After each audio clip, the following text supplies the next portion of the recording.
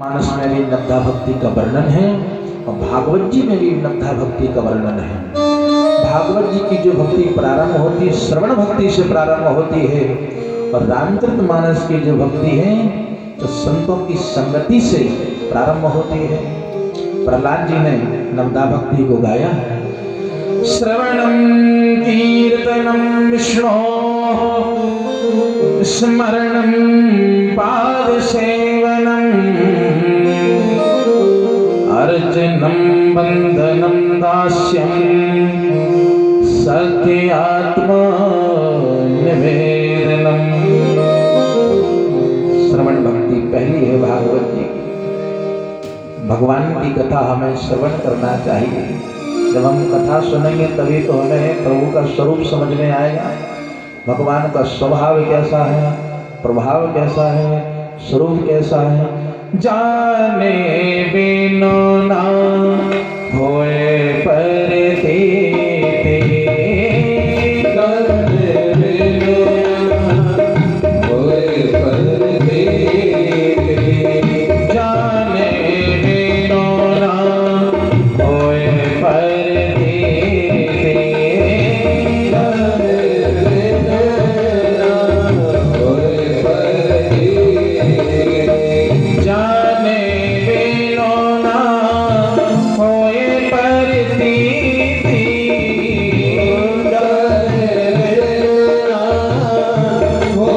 परतीति,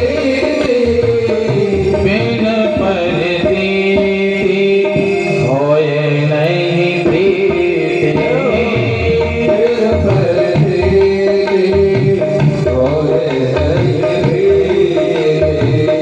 बिन परतीति होए नहीं प्रीति। जान बिन ना होए प्रतीति और बिन प्रतीति होए नहीं प्रीति। जब तक हम किसी के विषय में जानेंगे नहीं तब तक हमारा प्रेम उनसे हो ही नहीं सकता।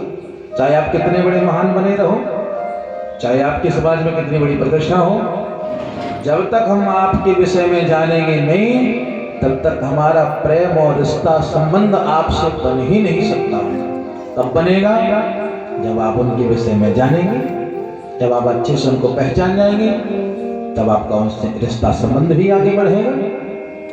तो अधिक से अधिक भगवान की कथा को सुने। जब सुनेंगे, श्रवण करेंगे तब हमें समझ में आएगा। लेकिन कथा सुनने के लिए तो हम लोग आते हैं, मन हमारा हमारे पास नहीं रहता, मन तुरंत भाग जाता है। वायुरेव सुदुष्करम, मन की गति बड़ी तेज है, वायु से भी तेज है। आपने अपने जीवन में जितना भारत घूमा है 10 मिनट में आप पूरा भारत भ्रमण करके आ जाओगे। यही कथा में बैठे हैं पर मनी राम जी दुकान में हिसाब लगा रहे हैं, कितना गया और कितना आ गया। बैठे हो आप यहाँ दिख रहे हैं, यदि आपका मन आपके पास में है तो कथा आपको समझ में आएगी। प्रैक्टिकल करके देखो,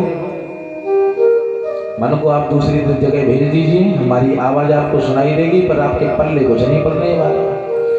मन की गति बड़ी अटपटी, झटपट लखे न कोय, और जब मन की खटपट मिटे तो चटपट दर्शन होए। मन ही बंधन का कारण और मन ही मुक्ति का कारण है। तो अधिक से अधिक हम भगवान की कथा को श्रवण करें। ये मानस की प्रथम भक्ति है भागवत जी की श्रवणम। दूसरी भक्ति है कीर्तनम। मन यदि आपका बहुत चंचल है, ये मन बड़ा चंचल है, कैसे तेरा भजन करो। मन यदि कहीं चंचल हो रहा है तो मनी राम को छोड़ दीजिए, मजीरे हाथ में ले लीजिए। 10 मिनट सुबह भजन करो और 10 मिनट शाम को भजन करो। आप भजन करेंगे तो घर का जो माहौल है वो भी भक्तिमय हो जाएगा। और भगवान का भजन करने से ही समस्त आपदाओं का समाधान भी होता है। श्री कृष्ण चरणाम्बोजम स्मर दुखम गमिष्यते। भगवान भगवान का कीर्तन करेंगे दुख आपका अपने आप ही दूर भाग जाएगा। कीर्तनम, दूसरी भक्ति कीर्तनम। विष्णु स्मरणम, चलते फिरते जहां भी रहो, जैसे भी रहो, भगवान का स्मरण करते रहे। जिंदगी मिली है फुर्सत होगी न काम से, कुछ समय ऐसा निकालो प्रेम कर लो श्री राम से।